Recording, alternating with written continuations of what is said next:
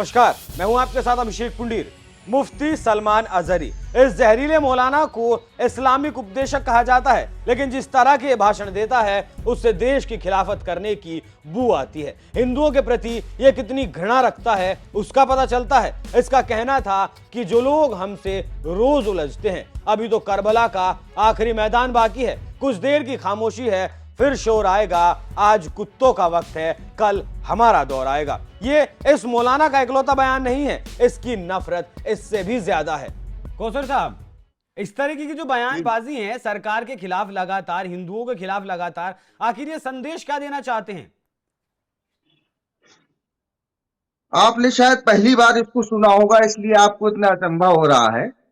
मैं पिछले कई सालों से इस व्यक्ति के इस अनर्गल और ऊटपटांग बयानों को सुनता चला आ रहा हूं।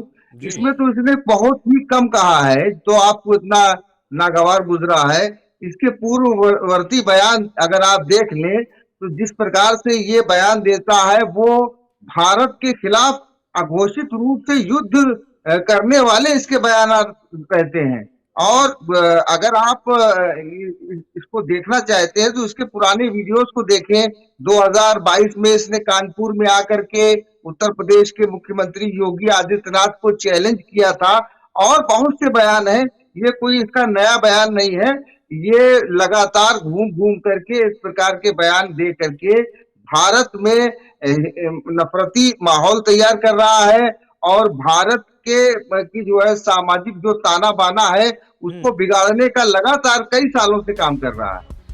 लेकिन अब जब ये मौलाना एटीएस के शिकंजे में है तो इसके राज लगातार बाहर आ रहे हैं, जैसे कि पाकिस्तान का एक राजनीतिक दल है जो इस निंदा के लिए काम करता है, कट्टरता का उसे संगठन माना जाता है। ये मौलाना भारत में उस संगठन का प्रतिनिधित्व करता है, उस संगठन का जो है वो प्रमुख कहा जाता है। उस संगठन का नाम है तहरीक लब्बैक। देखिए, ये कोई रॉकेट साइंस नहीं है। आप तहरीक लब्बैक पाकिस्तान का जो मुल्ला आसिफ अशरफ जलाली है, आप उसमें कोई ज्यादा खोजबीन करने की जरूरत नहीं है। यूट्यूब पे जा करके अगर आप उसको देखेंगे, बिल्कुल वही पैटर्न, बिल्कुल वही तरीका, बिल्कुल वही मुद्दे, बिल्कुल वही भाषा, हर चीज में को बिल्कुल समानांतर तरीके से उसने भारत में परोसने का काम किया है। और आपको जानकर के ये हैरानी होगी कि भारत में कई प्रकार के मुसलमान हैं, जिसमें शिया भी हैं, सुन्नी भी हैं, सूफी भी हैं, बरेलवी भी हैं, देवबंदी भी हैं, सलाफी भी हैं, अहले हदीस भी हैं। इनमें हजारों की तादाद में मौलाना होंगे, स्कॉलर होंगे, लेकिन कोई भी ऐसा मौलाना नहीं है, कोई भी ऐसा स्कॉलर नहीं है जो गज़वे हिंद नामक जो है एजेंडे की बात करता हो, सिवाय सलमान अजहरी के।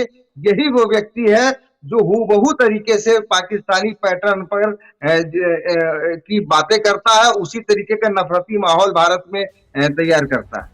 अब इसके इसी बैकग्राउंड को एटीएस खंगाल रही है। एटीएस अब इसकी जड़ों को खोद रही है इसे, और इसके संगठन को जो डोनेशन मिलता है एटीएस उसकी जांच कर रही है कि इससे पैसे देने वाला आखिर है कौन। इसके अलावा गुजरात एटीएस अजहरी के गज़वाए हिंद के एजेंडे को आगे बढ़ाने के साथ टेरर लिंक और गुजरात में बड़े पैमाने पर कार्यक्रम करने के पीछे की वजहों का भी पता लगा रही है कि आखिर ये लगातार इतने प्रोग्राम क्यों कर रहा है, किसके कहने पर कर रहा है, इसकी मंशा क्या है। क्योंकि इस देश में एक और संगठन था जिसका नाम था पीएफआई, वो भी गज़वाए हिंद इस देश में करना चाहता था।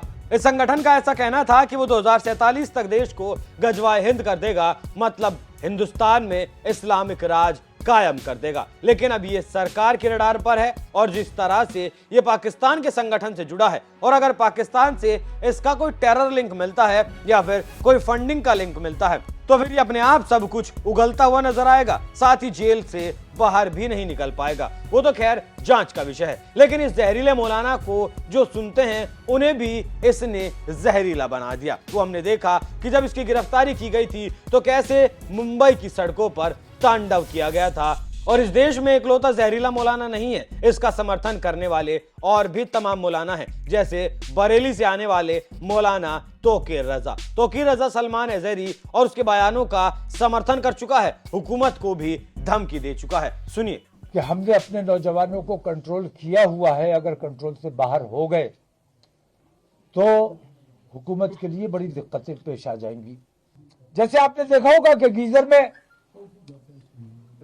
सेफ्टी वॉल्व लगा होता है, लावा अंदर अंदर बहुत पनप रहा है, बहुत बड़ा ब्लास्ट हो सकता है।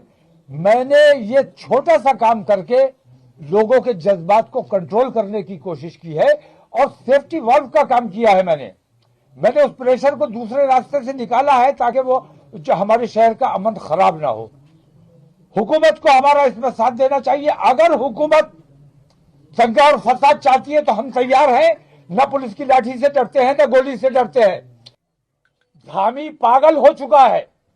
उसने ये देखा कि नरेंद्र मोदी ने जब वो मुख्यमंत्री हुआ करता था तब उसने गोधरा कांड कराया, फसाद कराया, मुसलमानों का कत्लेआम कराया, प्रधानमंत्री बन गया।